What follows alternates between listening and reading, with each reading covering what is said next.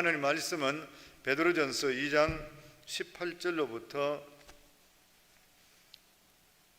21절까지 말씀입니다. 베드로전서 2장, 제 성경 379페이지입니다. 베드로전서 2장 18절로 21절 같이 읽습니다. 사관들아, 범사에 두려워함으로 주인들에게 순종하되 선하고 관용하는 자들에게만 아니라 또한 까다로운 자들에게도 그리하라. 부당하게 고난을 받아도 하나님을 생각함으로 슬픔을 참으면 이는 아름다우나 죄가 있어 매를 맞고 참으면 무슨 칭찬이 있으리요. 그러나 선을 행함으로 고난을 받고 참으면 이는 하나님 앞에 아름다우니라. 이를 위하여 너희가 부르심을 받았으니 그리스도도 너희를 위하여 고난을 받으사 너희에게 본을 끼쳐 그 자취를 따라오게 하려 하셨느니라. 아멘. 말씀 듣겠습니다. 성도 여러분, 한 주간 평안하셨습니까? 저희가 월요일 첫 새벽을 예배로 시작하니 이미 승리한 줄 믿습니다. 하나님께서 오늘도 저희에게 말씀해 주시고 하나님 말씀이 우리의 삶의 힘이 될 줄 믿습니다. 기도하겠습니다. 하나님 아버지, 감사합니다. 이 시간 우리가 주님 앞에 아름다운 성도로 거듭나기 원합니다. 주님을 더욱더 바라보고 주님을 더욱더 찬양하고 하나님께 은혜가 되는 그런 삶을 우리가 살아드릴 수 있기를 원합니다. 주님, 우리 가운데는 힘과 능력이 없습니다. 하나님의 은혜와 그리스도 걸어가신 그 길을 우리가 생각하고 쫓아갈 때 우리의 삶이 주 안에서 그렇게 아름답게 되게 해주시옵소서. 주님, 이 시간도 부족한 점을 온전히 가려주시고 오직 성령께서 말씀하셔 우리 모두가 그 말씀으로 힘을 얻고 새로워지는 주님 앞에 아름다운 성도로 거듭나는 시간 되게 해주시옵소서. 예수 그리스도의 이름으로 기도드립니다. 아멘. 오늘 베드로전서 2장 18절에서 21절 말씀을 가지고 고난에 임하는 아름다운 세 가지 자세, 고난에 임하는 아름다운 세 가지 자세라는 제목으로 함께 은혜 나누겠습니다. 어거스틴의 하나님의 도성을 보면 고난에 대한 이런 이야기가 있습니다. 사람은 모두가 다 고난을 받는다. 그 고난은 다 동일한 것이다. 그러나 그 고난을 받는 사람은 동일하지가 않다. 악인들은 고난을 통해서 하나님을 원망하고, 그러나 선한 자들은 그 고난을 통해서 궁극적으로 하나님을 찬송한다. 이렇게 얘기하고 있습니다. 즉, 우리가 고난에 임하는 것은, 그 고난을 바라보는 것보다 중요한 것은 그 고난을 임하는 자세가 더 중요하다라는 것을 생각하게 되는 것이죠. 오늘 성경 본문은요, 우리들에게 이렇게 가르치지 않습니다. 내가 너희들에게 고난을 피하는 길을 알려주겠다. 내가 너희의 고난을 좀 감해주겠다. 내가 특별히 대우하여 고통 없는 삶을 살게 해주겠다. 이렇게 얘기하지 않습니다. 오히려 오늘 세 가지의 고난이 나오는데 전부가 다 고난 가운데 있는 삶을 얘기하고 있는 것이죠. 오늘 18절에 사환들아 이렇게 시작합니다. 종들이죠. 그런데 이 종은요, 조금 다른 종류의 종입니다. 지금 이 시대에 있지 않는 종이죠. 우리가 보통 사도 바울이 내가 그리스도의 종 이렇게 얘기했을 때는 둘루스죠. 그 둘루스는 정말 태어나서 죽을 때까지 종으로 사는, 나의 신분을 내 스스로 바꿀 수 없는 종입니다. 그래서 우리가 배 밑에서 어디로 가는지도 모르고 그냥 노려졌는 그런 인생 같은 것이 그 둘루스의 인생이죠. 그러나 오늘 오이테케스라고 하는 이 단어가 쓰였는데요, 이것은 집 안에 속해 있는 종들입니다. 그 당시 로마에서 약 3분의 1 정도가 이 계층의 사람들이었다고 하는데요, 이들은 집 안에 있는 그 주인의 모든 업무를, 모든 일들을 다 감당했습니다. 즉, 그들의 토지를 관리했고 재산을 관리했고, 그리고 그들의 건강을 관리했고, 그들이 하고 있는 모든 것들을 다 감당했습니다. 그래서 지금 이 시대로 얘기하면 여기서 나와 있는 이 사환들은요, 우리가 이해할 때 피고용인 혹은 직장인, 전문인 이렇게 이해할 수도 있는 것이죠. 즉, 우리가 지금 살아가는 일반적인 우리 성도님들의 삶과 연관이 있다라는 것입니다. 자, 그러할 때 오늘 이 세 가지 고난에 대해서 나오고 있습니다. 이 세 가지 고난 가운데 어떻게 임해야 되는가? 어떤 것이 하나님께 아름다운 자세인가 오늘 함께 은혜 나누겠습니다. 첫 번째는요, 인내입니다. 우리가 고난을 대하는 아름다운 자세, 인내입니다. 오늘 19절에 보시면 부당한 이렇게 되어 있죠. 부당한 고난. 개역 한글 성경에는 애매한 고난 이렇게 되어 있습니다. 내가 잘못하지 않았는데 내가 그것 대가를 받는 것이잖아요. 억울한 것입니다. 제가 고등학교 2학년 때 저희 아버지께서 작은 사업을 하셨었는데요. 그 사업이 망하셨었습니다. 그 작은 전자제품을 만들어 그 기업에 이렇게 납품하셨었는데 그 납품하시던 그 기업이 부도가 났고, 그래서 저희 아버지가 가지고 계셨던 그 어음들이 다 휴지 조각이 되면서 그때 그 아버지 사업이 같이 부도가 났었습니다. 참 힘든 시간이었죠. 저는 고등학생이었고 또 저희 형과 제 동생이 있었으니까요. 뿐만 아닙니다. 요즘에 우리가 후쿠시마 좀 많이 문제가 되고 있는데 그 하루에 150톤의 물들을 쌓고 있죠. 그 원전수를 이제 방출하겠다 이런 얘기를 하고 있는데요. 그것이 우리에게 굉장히 심각한 것입니다. 대한민국에 약 220일쯤 지나면 그 물이 해류를 타고 제주도로 온답니다. 그리고 한두 달쯤 지나면 동해로 오죠. 어떻게 될까요? 그 원전수로 인해서 동해에 있는 많은 사람들이 고통을 받겠죠. 지난 11월 22일 날 있었던 이야기입니다. 그때 중등교사 그 시험이 있었습니다. 임용고시. 요즘에 참 어려운 청년들이 많잖아요. 그들에겐 그것이 꿈입니다. 내가 공무원이 되는 것, 아니면 내가 선생님이 되는 것, 꿈입니다. 노량진에서 짧게는 1년 혹은 몇 년씩 정말 가족들이 함께 고생하면서 그 시험을 준비하죠. 그런데요, 바로 그 시험 전날 있었던 이야기입니다. 한 이상 징후가 있는 친구 때문에 코로나 검사를 하게 됐는데 67명이 한 학원에서 집단적으로 발생한 것이죠. 그래서 정부가 어떻게 조치했냐면 그들의 시험 자격을 박탈했습니다. 하루 전날. 그때 한 청년이 신문에 인터뷰한 것이 실렸었는데요. 이렇게 얘기하는 것입니다. 내가 걸리고 싶어서 내가 자발적으로 걸린 것이 아닌데 참으로 힘듭니다. 내가 시험을 봐서 떨어지면 받아들이겠지만 시험을 보지 못하게 하는 것은 더 힘든 것입니다.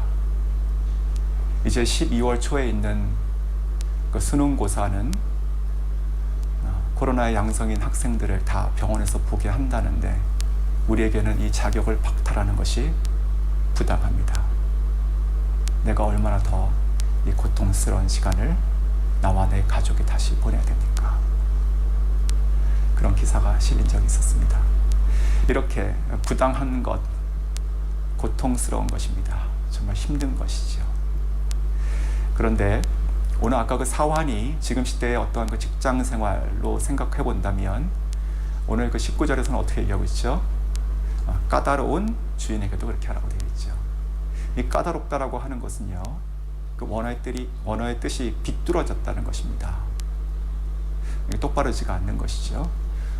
우리가 어떠한 것이든 그 일을 하는 방법과 순서가 있는 것인데 그것이 비뚤어진 것이고 그 절차가 무시되는 것이고 또 옳지 않은 방법으로 강요받을 수도 있는 것이죠. 나에게는 1시간이 필요한데 나에게 10분이 주어질 수도 있는 것이고 여러 가지 참 부당하고 비뚤어진 그런 환경 가운데 거할 수 있다는 것입니다. 그럼에도 불구하고 그러한 고난에 임하는 성도의 아름다운 자세는 인내입니다. 우리가 구약 성경을 보면 많은 하나님의 사람들이 인내하는 것을 저희가 볼 수 있습니다. 그 중에 아마도 창세기에서 예수님의 형상으로 우리가 얘기하고 있는 요셉이 또한 그런 인물이 아닌가 생각이 듭니다. 그가 꿈을 꾸죠. 하나님께서 주신 꿈이었습니다. 그것을 그냥 나눴죠.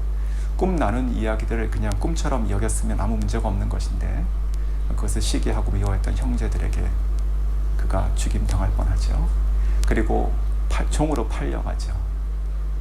우리가 요셉 그러면 그 애굽의 총리 이렇게 얘기하는데 그가 애굽의 총리가 되기 전 13년 정도의 시간을 너무나 부당한 고통스러운 시간을 겪고 있게 되죠. 그는요 참았습니다. 이 참는다고 하는 것은요 무엇을 위해서 참는 것일까요? 우리가 무협 영화를 보면 주인공들이 되게 다 참습니다. 왜요? 나중에 복수하려고요. 칼 갈죠. 근데 그런 참는 것이 아닌 것입니다. 오늘 이 성경 본문 그 전과 후를 보시면 그 전에는 우리가 믿는 성도로서 크리스찬으로서 이 사회에서 어떻게 살아가야 될 것인가, 위정자들에게 대한 우리의 자세가 나오고요. 그리고 이 오늘 본문의 그 뒤에 나오는 3장 초반부에 보시면 믿는 가정, 특별히 믿는 그 아내들이 믿지 않는 그 남편을 향해서 어떻게 해야 되는가. 자, 이 세 가지 크리스찬들이 속해 있는, 우리가 살아가고 있는 이 대부분의 삶의 현장에서 이 베드로전서가 이야기하고 있는 것은요, 일괄 되게 순종에 대한 것을 얘기하고 있는데 그 목적이 하나입니다. 바로 복음이 흘러가게 하기 위한 것이죠. 그리고 우리를 통해서 구원을 하나님께서 주신다는 것입니다. 성도 여러분, 우리가 이것을 꼭 기억해야 된다고 생각합니다. 내가 혹 부당한 고난 가운데 거하고 있다 하더라도 우리가 인내해야 되는 그 이유는요, 그리스도의 복음이 흘러가야 되기 때문에 그렇습니다. 나의 인생이 혹 막히고 멈춘다 하더라도 그리스도의 복음을 흘려야 됩니다. 그것이 참으로 힘든 것이죠. 그런데 그것이 하나님께 아름다운 자세인 줄 믿습니다. 두 번째입니다. 두 번째, 우리가 고난에 임하는 아름다운 자세는 무엇일까요? 그것은 바로 하나님을 생각하는 것입니다. 하나님을 생각함으로. 모세를 한번 생각해 보십시오. 그 모세가 그 불타는 떨기나무 앞에서 여호와 하나님을 만나서 애굽으로 돌아가서 그의 백성들을 데리고 나옵니다. 위대한 리더의 모습이죠. 그런데 우리가 이렇게 기억합니다. 출애굽기를 보면 그가 처음에 광야로 들어갔을 때 어떠한 모양으로 들어갔죠? 그가 왕자로 40년을 살았지만 그의 동족이 부당하게 고통당하는 것을 참지 못해서 그가 애굽 병사 한 명을 쳐 죽이게 되죠. 그리고 그는 도망가는 모습으로 나옵니다. 그런데요, 우리가 히브리서 11장을 보면 믿음의 장이잖아요. 그 히브리서 11장에 바로 그때 그 장면의 그 모세의 행동에 대해서 이렇게 해석하고 우리에게 알려주는 부분이 있습니다. 히브리서 11장 25절에서 27절 말씀 요약하면, 모세는요 하나님의 백성과 함께 고난받는 것을 잠시 죄악의 낙을 누리는 것보다 더 좋아했다라고 되어 있습니다. 또한 그리스도와 함께 받는 능력을 애굽의 모든 보화보다 더 나은 큰 재물로 여겼다라고 되어 있어요. 근데 왜 이렇게 할 수 있었는가? 그것이 바로 이렇게 이어지고 있습니다. 이는 상 주심을 바라봅니다. 이렇게 되어 있어요. 하나님을 바라본 것이죠. 그리고 애국 왕의 노함을 보지 않고 보이지 않는 자를 보는 것 같이 하여 참았다라고 되어 있습니다. 이것이 27절 말씀이었어요. 그러니까 이 모세는요, 그가 처음에 이 광야로 들어갔던 그 순간에 상 주시는 이심을 바라보았던 것이고, 그리고 보이는 그 애국 왕을 무서워하지 않고 보이지 않는 분을 보는 것 같이 여기며 그가 뛰어 들어갔다는 것이죠. 이것이 바로 아름다운 고난을 임하는 두 번째 자세입니다. 요셉도 마찬가지였습니다. 우리가 요셉 창세기를 보면 그 요셉의 인생에 여러 번 반복되는 아주 중요한 키워드가 하나 나옵니다. 하나님께서 그와 함께 하심으로 그가 형통했다라고 하는 것이죠. 하나님께서 그와 함께 하심으로 요셉이 형통했다라고 하는 말, 즉 요셉은요 어느 순간에도 어떠한 고통과 부당한 고난 가운데 거하는 시간이었을지 몰라도 그는 늘 여호와 하나님을 생각하고 있었다는 것입니다. 그것을 아주 적극적으로 보여주고 있는 하나의 장면이 그 보디발의 아내의 유혹을 뿌리치는 장면이죠. 하나님을 의식하고 어느 순간에도 그분을 생각하고 그가 처신했다라는 것이죠. 비록 그것이 자기에게 더 큰 고통과 고난으로 몰아간다 하더라도 그는 하나님을 생각했습니다. 이곳 캄보디아에 저희 교회에 찌부안이라고 하는 형제가 있는데요. 이 형제는 저희가 처음 왔을 때 처음 6개월 동안 기도하며 하나님 우리에게 영혼을 맡겨주시면 저희가 그를 사랑하고 말씀을 양육하여 하나님의 제자로 삼고 싶습니다 라고 기도했던, 그래서 만났던 형제 중에 한 명입니다. 처음에 이 형제를 만났을 때는 그는 대학교 1학년 학생이었는데요. 정말 몸이 완전히 그냥 빼짝 말라 있었습니다. 한 남학생인데 한 45kg쯤 돼 보였나요? 뭔가 그 학생이 들고 있는 가방을 내가 들어줘야 될 것 같은 그런 마음이 들 정도로 그렇게 아주 연약하게 보이는 그런 형제였고요. 말도 너무 이렇게 소심해서 이렇게 한마디도 못하고, 그리고 또 이렇게 얘기할 때 눈도 잘 못 마주치고 그런 형제였습니다. 그런데요, 이 형제가 참 특별한 하나님의 은총을 받은 형제였어요. 마음밭이 그렇게 아름다운 형제고, 그리고 하나님께서 그에게 아주 놀라운 축복의 그런 지혜를 주셨습니다. 특별히 공부하는데. 그래서 그는요, 모든 수업들을 아주 탁월하게 잘 따라가고, 심지어 그의 선생이 잘 이렇게 하지 못하는 것을 다른 동료 학생들이 쉬는 시간에 이 친구에게 와서 물어볼 정도로 그렇게 참 재능을 발휘하는 하나님의 은총을 받은 학생이었습니다. 이 형제가 예수 그리스도를 믿고 주님을 영접했죠. 그리고 저희가 바닷가에서 처음 3명에게 침례를 주었던 그 3명 중에 한 명으로 저에게도 참으로 소중한 그 형제입니다. 근데 이 형제가 점점 학년이 올라가면서 대학교 4학년이 됐습니다. 이 형제에게는 하나의 꿈이 있었습니다. 좋은 크리스찬 교수가 되는 것이었습니다. 제가 참 그 순간을 감사히 기억하는데, 이 형제가 수줍게 저한테 얘기하는 게, 선생님, 저는 선생님과 같이 되고 싶습니다, 이런 얘기를 저한테 한번 했었는데, 내가 이 말을 듣고 나의 평생에 하나님 앞에 드리는 수고의 보상을 다 받았구나, 그냥 그런 마음이 들었었습니다. 너무나 귀한 형제가 그렇게 얘기를 해주니까요. 마침 그 학교에서 그 졸업생들을 대상으로 그 강사를 채용하는 그런 시험이 있었습니다. 전임 강사인데, 이제 캄보디아가 아직 그 학력이나 선생님들의 학력들이 또 많이 높지는 않으니까 아주 똑똑하고 또 잘 가르칠 수 있는 학생들을 이렇게 뽑아서 마치 대학원생들이 가르치듯이 그런 강사를 채용하는 것이었죠.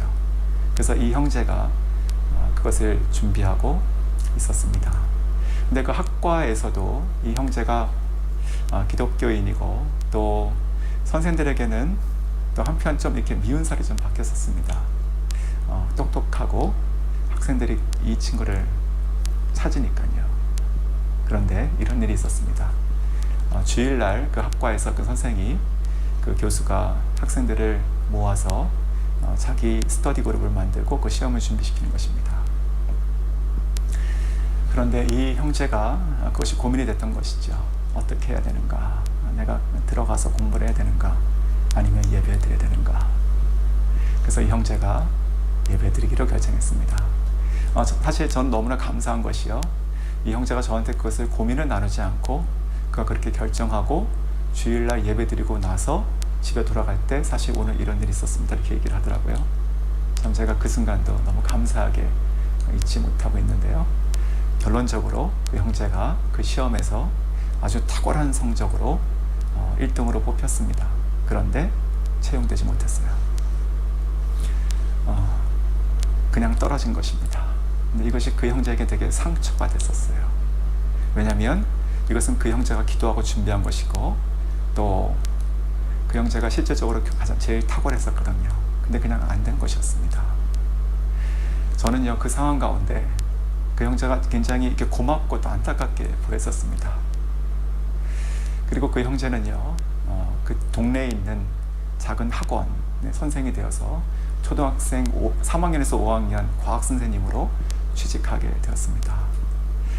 물론 굉장히 중요한 것이죠. 근데 그 형제가 기도하고 바라던 어떠한 그런 자기의 소명의 옷이 아니잖아요. 근데요, 제가 그때 그런 마음이 들었습니다. 주님, 이 형제가 주님을 바라봄으로 지금 이 자리에 있습니다. 보상해 주십시오. 제가 그렇게 기도했습니다. 보상해 주십시오. 하나님께서 분명히 주님을 바라보고 지금 이 자리에 있는 이 형제에 더 좋은 일을 계획하고 계심을 믿습니다. 주님, 이 형제가 주님을 바라봅니다. 보상해 주십시오. 그렇게 한 6개월, 8개월쯤 지났습니다. 그리고 좋은 소식이 하나 들렸습니다. 한국의 서울에 있는 서울과학기술대학교에서 이 형제가 전액 장학생 그리고 생활비를 보조받는 그 석사 과정 학생으로 뽑힌 것입니다. 그래서 한국에 가서 2년 반 동안 열심히 공부하며 지냈습니다.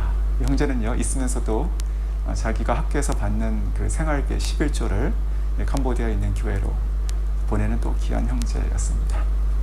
그리고 이 형제가 3년 전에 다시 캄보디아 돌아왔는데요. 그리고 어떤 일이 있었냐? 바로 이 형제가 졸업한 그 학교의 정식 교수가 됐습니다. 외국에서 공부한 유학생이잖아요. 그리고 성적도 아주 탁월했고요.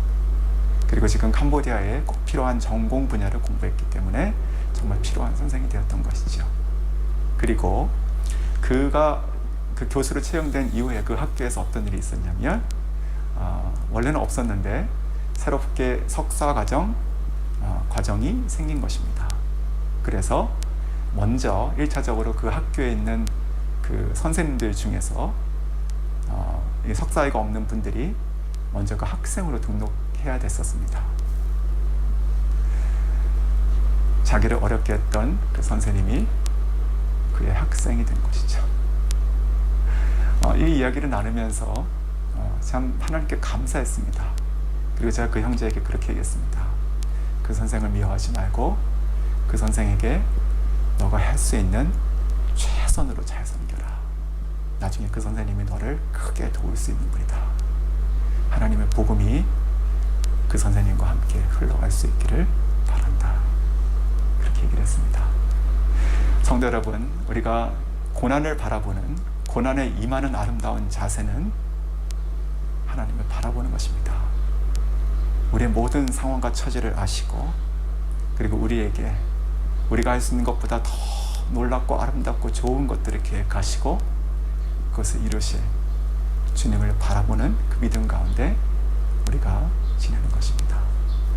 세 번째 아름다운 자세는 무엇일까요? 그것은 그리스도를 따라입니다. 자, 그리스도를 따라 우리가 고난에 임하는 것이죠.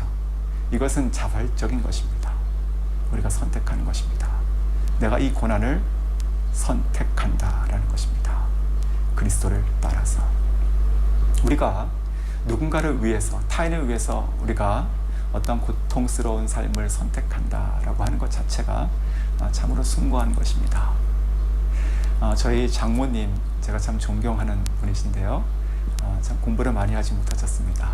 왜냐하면 그 당시에 자기의 그 가족들을 위해서, 그 형제들을 위해서 맏딸이었던 이 장모님께서 학업을 포기하고 일터에 일찍 나가셨기 때문에 그렇죠. 그런데요, 제가 결혼하고 이미 수십 년 지난 이후의 이야기잖아요. 제가 그 가정을 보면서 은혜가 되는 것이 이 장모님의 형제들이 지금까지도 그렇게 찾아오면 늘 그것을 고맙게 여긴다는 것이죠. 그때 나의 누나 때문에 내가 지금 이렇게, 또 우리의 자식들이 이렇게 잘 아름답게 크고 잘 살고 있다는 것을 그들이 지금도 고마워하고 있는 것입니다. 이렇게요, 우리들은요, 누군가를 위해서 자발적으로 고통을 선택하는 것 자체가 참으로 아름다운 것이죠. 그런데 가장 아름다운 자발적, 선택적 고난이 무엇일까요? 그것은 바로 그리스도를 좇아 고난받는 것입니다. 주님을 위해서 고난받는 것입니다. 우리가 사도행전에 보시면 우리가 바울과 실라가 빌립보에서 이런 일이 있었습니다. 귀신 들렸던 한 여종의 이야기 잘 아시죠? 그를 보고 안타깝게 여겨서 그의 귀신을 쫓아내죠. 자, 생각해 보십시오. 그 귀신 들렸던 여종이 이제 정신을 차린 것입니다. 그러면 그 여종의 주인은 이 바울과 실라에게 어떻게 대해야 될까요? 고마워해야 되는 것이죠. 그런데 어떻게 합니까? 그가 수입이 끊어진 것을 화를 냅니다. 그리고 그를 고발하죠. 고소해요. 그래가지고 이 바울과 실라는요, 투옥됩니다. 매맞습니다. 그리고 쇠고랑이 채워집니다. 부당한 것이죠. 그런데 이때 이 바울과 실라가 어떻게 하는지 저희가 너무 잘 알고 있습니다. 그 옥 안에서 밤새도록 기도하고 찬양하죠.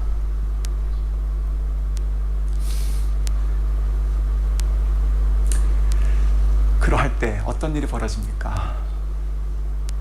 호련히, 이 호련이란 말이 참 정말 대단한 거예요.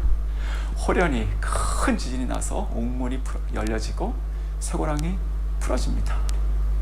그래서 간수가 이들이 도망간 줄 알고 어떻게 합니까? 자결하려고 하죠. 그때 이 바울이 얘기하죠. 우리가 여기 있다고 얘기하죠. 그때 이 간수가 이 바울과 실라 앞에 딱 엎드려서 얘기하는 것입니다. 우리가 어떻게 해야 됩니까? 주 예수를 믿으라. 그리하면 너와 내 집이 구원을 얻으리라. 아멘. 성도 여러분, 우리가 그리스도를 좇아 그리스도를 따라 선택적으로 고난 가운데 들어가는 것이 이렇게 아름다운 것입니다. 베드로전서 강해를 시작할 때 우리가 첫 시간에 영화 이야기를 했었습니다. 코바데스. 그 영화의 내용, 베드로가 그 핍박됐던 그 로마를 빠져나오죠. 이 고난을 피하려고 하는 것이죠. 그때 길가에서 예수님을 환상으로 만났을 때 코바데스 노미네, 주님 어디로 가십니까? 라고 물었을 때 그 예수님께서 나는 로마로 들어간다, 십자가로 들어간다 얘기하시죠. 그때 이 베드로가 그 말을 듣고 주님 감사합니다 하고 자기 길을 갑니까? 아니죠. 자기를 향하신 부르심으로 알고 그가 발길을 돌려서 같이 주님을 좇아 로마로 들어가죠. 저희가 잘 아시는 것처럼요, 그 이후 몇 년 후에 베드로는 로마에서 십자가에 거꾸로 매달려 순교하게 되죠. 주님을 좇아서 들어간다. 오늘 성경 본문 21절에 뭐라고 되어 있습니까? 그리스도께서 이를 위하여 본을 보이셨다고 되어 있죠. 자, 본이라고 하는 이 원어의 뜻을 보니까 글씨를 쓰는 것입니다. 이렇게 글씨를 쓰면 똑같이 쓰도록 한다는 것이에요. 한번 이렇게 생각해 보십시오. 예수님께서 복이라고 쓰는 겁니다. 그러면 우리가 감사합니다 하고 복이란 말을 따라 쓰죠. 그런데 예수님께서 이렇게 쓰시는 것입니다. 고난. 우리가 그것을 따라 쓰지 않는다는 것입니다. 근데 오늘 성경 말씀은 그것을 따라 쓰라고 하는 것이, 그것이 바로 본이라는 뜻입니다. 왜냐하면 주님께서 이렇게 쓰실 것이니까요. 고난을 넘어 영광으로. 눈물 따라 쓰죠. 저희가 눈물을 닦아 기쁨으로. 이렇게 쓰실 것입니다. 믿으십니까? 그것이 바로 오늘 본을 보이신 그리스도를 따라 우리가 자발적으로 선택적으로 고난에 임하는 아름다운 자세가 되는 것입니다. 오늘 그 20절 앞부분에 보면 우리가 뭐 생각할 필요도 없는 고난이 하나 나오죠. 우리가 죄를 지어서 받는 고난이잖아요. 그럼 당연한 것이다 라는 것이잖아요. 그런데 거기에 이런 표현이 있습니다. 우리가 그렇게 고난받으면 이것이 무슨 칭찬이 되리요, 이렇게 되어 있어요. 근데 이 칭찬이라고 하는 그 말의 뜻은 영광 뭐 이런 뜻인데요. NIV 성경이 참 재밌게 번역을 했습니다. 크레딧 이렇게 번역했어요. 크레딧이 안 된다는 것이죠. 우리가 주님께 크레딧을 잃어버린다는 것이에요. 거꾸로 우리가 주님을 좇아 주님을 따라 이 고난 가운데 임할 때 하나님께서 우리 삶에 크레딧을 쌓게 하신다라는 말도 될 것입니다. 저희 교회 한 형제 이야기를 좀 나누고 말씀해 드릴게요. 젊은 부부 가정인데 분타라고 하는 30대 중반의 부부 가정입니다. 참 귀한 정말 성경 교사고 또 캄보디아에 귀하게 쓰실 하나님의 정말 탁월한 종인데요. 근데 이 형제가 최근에 집을 사서 어떠한 그 마을 안에 들어갔습니다. 그런데 그 단지는요, 어떤 곳이냐면 뭐 다 캄보디아 사는 곳인데, 이 캄보디아는 이 소승불교가 또 힌두교가 이렇게 겹쳐 있고 또 중국에서 온 어떤 그런 여러 가지 참 종교적으로 뭐 혼합되어 있는 것이 많이 있는데요. 특징 중에 하나가 이 집집마다 제단이 있습니다. 조그만 제단. 그래서 거기다가 향을 피우고 또 빵이나 음료수를 하나씩 갖다 놓고 매일매일 기도하고 오늘 하루를 맡깁니다. 우상한테. 그런데 이 형제는 예수님을 믿는, 주님을 따르는 제자잖아요. 그래서 그 집을 사서 들어가는데 거기에 보통 집 마루나 아니면 문 앞에 벽에다가 조그만 제단을 이렇게 못 박아 세우는데요. 그것은 안 한 것이죠.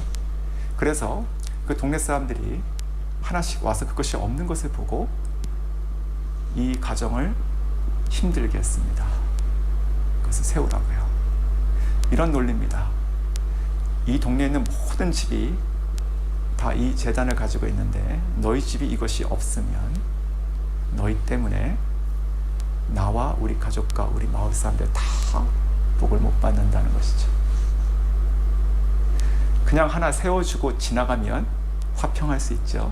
근데 절대로 그럴 수 없는 부분입니다. 이것은. 그래서 그것을 견디기 시작했죠.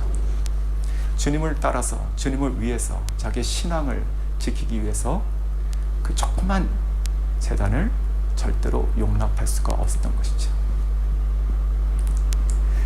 그래서 동네 사람들에게 미움을 받고 또 따가운 눈초리를 받고 그랬습니다.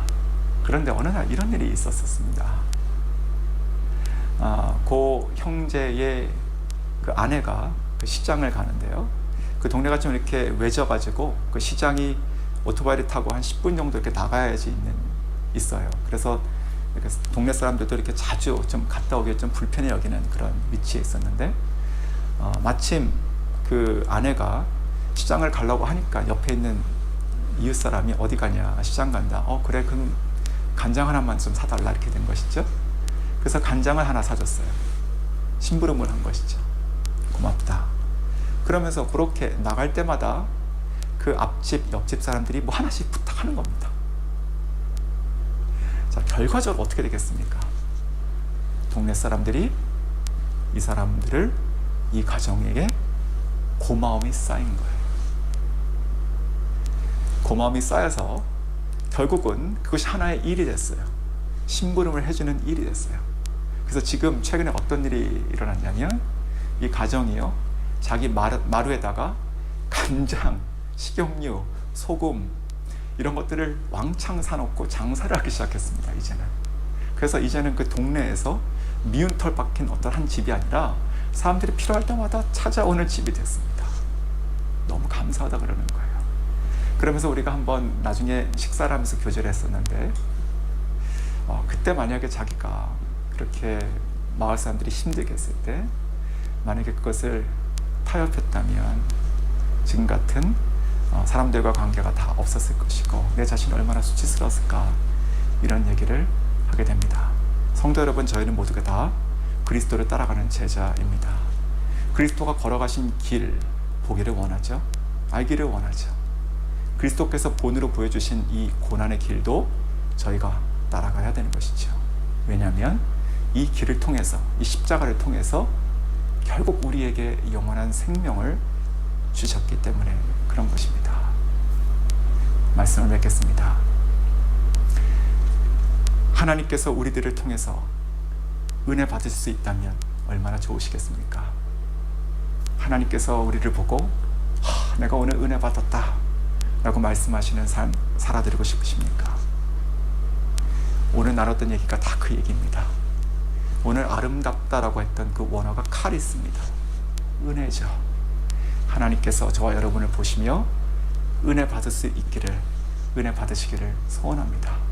우리가 고난 가운데 그렇게 임할 때, 인내할 때, 하나님의 복음이 흘러가는 것을 위해서 인내할 때, 그리고 주님을 바라보고 기도할 때, 주님을 신뢰할 때, 그리고 더욱더 적극적으로 우리가 선택하여 자발적으로 그리스도를 좇아서 과감히 그 고난의 현장 가운데 따라 들어갈 때 하나님께서 우리를 보시며 은혜롭다라고 말씀하시는 것입니다.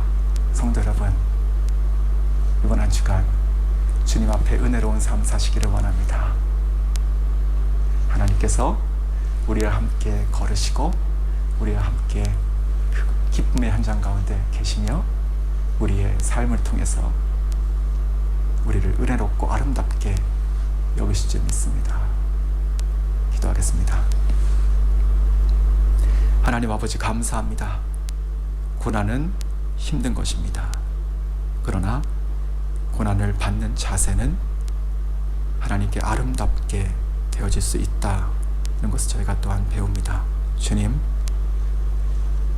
우리가 인내하게 해주시옵소서. 그래서 복음이 흘러가게 해주시고 우리가 주님을 생각함으로 그 믿음 가운데 고난을 대하게 해주시고, 그리고 더욱더 적극적으로 우리가 그리스도를 따라 그리스도와 함께 고난 가운데 들어가게 해주시옵소서. 이 모든 걸 통해서 하나님께서 예정하신 영혼들을 구원할 것이며 하나님께서 우리의 삶을 아름답게 보실 뿐만 아니라 하나님께서 크게 영광 받으시는 삶 될 줄 믿습니다. 우리 성도님 한 분 한 분을 하나님께서 그와 같이 새 힘 불어넣어주시고, 그리고 우리가 함께 모여서 이룬 이 교회가 하나님 앞에 아름답다 여겨지는, 주님께 아름다운 크레딧을 매일 매순간 쌓아가는 참으로 별과 같이 빛나는 교회가 되게 해주시옵소서. 예수 그리스도의 이름으로 기도드립니다. 아멘. 저희들 같이 기도합니다. 이번 한 주일 동안도 저희들의 삶을 통해서 하나님께 영광 돌릴 수 있는 그러한 귀한 한 주일이 될 수 있게 하시고, 저희 가신 길을 따라갈 수 있는 저희들의 삶, 주님을 바라보는 삶이 될 수 있게 해달라고 저희들 기도하겠습니다. 하나님 아버지, 너무나도 감사합니다. 오늘도 아버지 하나님 정말 귀한 말씀을 통해 자신들을 돌아보며 아버지 하나님 참으로 우리들을 통해 하나님 아버지 영광 돌리게 하시고 하나님 아버지 기뻐하시는 그러한 삶을 사는 그러한 줄 되게 해주시옵소서. 하나님 아버지, 믿음을 지키기 위해서 당하는 모든 고난, 아버지 하나님 그것을 통해 하나님 아버지께 더 영광 돌릴 수 있는 저희들의 삶이 될 수 있도록 우리 주님께서 도우시고 축복하여 주시옵소서. 저희들도 합심해서 기도합니다. 오늘도 세계 방방곡곡 복음 전가하는 우리 선교사님들 위해서 기도해 주시고, 우리 교회 파송 선교사님들 위해 기도하시고, 협력 선교사들 파송 96명, 협력 61명, 12 선교단체를 위해 기도해 주시고, 그리고 또한 이종호 선교사 폐암 치료를 위해 기도해 주시고, 그리고 특별히 임혜균 우리 선교사님 부부 이제 갓 에콰도르에 도착했는데 하나님 은혜 속에서 그곳에서 귀한 만남들을 허락하시고 잘 정착될 수 있게 해달라고 오늘 이 시간 주여 세 번 부르며 하나님께 기도합니다. 주여, 주여, 주여. 아버지 하나님 감사합니다. 하나님 아버지, 오늘도 세계 방방곡곡 복음 전가하고 있는 선교사님들 위해 기도합니다. 하나님 건강과 안전을 지켜주시옵소서. 하나님 아버지 기쁘게 귀한 사역 잘 감당하고 하나님 아버지 복음이 땅끝까지 전거되어 우리 주님 재림할 수 있도록 주님 축복하여 주실 때 우리 성광교회 파송 선교사 주님 기억하여 주시옵소서. 협력 선교사도 기억하시고 협력 선교 단체들도 더욱더 왕성하게 부흥될 수 있도록 우리 주님 축복해 주시옵소서. 이정호 선교사 폐암이 깨끗이 치료되게 하시고 또 뿐만 아니라 아버지 하나님 우리 임혜균 장로 우리 선교사님 보고 축복하여 주시어서 에콰도르에서 귀한 만남들 아버지 허락하여 주시고 은혜 속에 잘 정착될 뿐만 아니라 하나님께 귀하게 쓰임받을 수 있도록 주님 축복하여 주시옵소서. 오늘도 합심해서 저희들 기도할 것 우리 성광교회를 축복하여 주시고 그리고 또한 저희가 더욱더 기도하는 교회 그리고 성령의 능력이 나타나는 그러한 교회가 될 수 있게 해달라고 기도해 주시고 성도들마다 믿음의 용사, 기도 용사, 물질의 용사들이 되게 하시고 새로운 성도들마다 하나님 아버지 귀한 일꾼들 하나님 보내주시어서 우리에게 맡겨준 귀한 사명 함께 감당할 수 있게 해달라고 우리 교회 부흥을 위해서 우리의 영혼의 부흥 그리고 살아가는 삶의 범사의 부흥을 위해서 주여 3번 부르며 하나님께 기도합니다. 주여 주여 주여. 아버지 감사합니다. 오늘 이 시간 하나님 아버지 저희들 기도합니다. 하나님 아버지 우리 교회를 축복하시고 아버지 여기까지 이끌어주시고 인도하신 하나님 아버지 교회가 더욱더 왕성하게 부흥될 수 있도록 주님 은혜 베풀어 주실 때 성도들이 모두 다 믿음의 용사, 기도 용사, 물질의 용사들이 다 되게 하여 주시고 그리스도의 정말 좋은 군사가 되게 하시고 좋은 제자들이 다 될 수 있도록 우리 아버지께서 역사하여 주시고 축복해 주시옵소서. 하나님 아버지 오늘도 새벽을 깨우는 사랑하는 성도들마다 주의 은혜를 체험할 수 있도록 주님 축복하여 주시옵소서. 하나님 아버지 은혜 감사합니다. 오늘도 새벽을 깨우며 하나님께 예배드리는 사랑하는 성도들 하나님 일일이 기억하여 주시고 정말 저희들의 삶을 통해 하나님께 영광 돌리게 하여 주시고 믿음으로 삶을 통해서 하나님 아버지께서 보시고 기뻐하시고 하나님의 귀한 은택 속에 살아갈 수 있는 우리 성도들이 다 될 수 있도록 축복해 주시옵소서. 이번 한 주일 동안 여러 가지 문제들이 해결되는 한 주일이 되게 하시고 건강하게 하시고 믿음을 더욱더 더할 수 있는 그러한 하루하루를 살아가는 귀한 우리 성도들이 다 될 수 있도록 축복해 주시옵소서. 예수님 이름으로 기도하옵나이다. 아멘.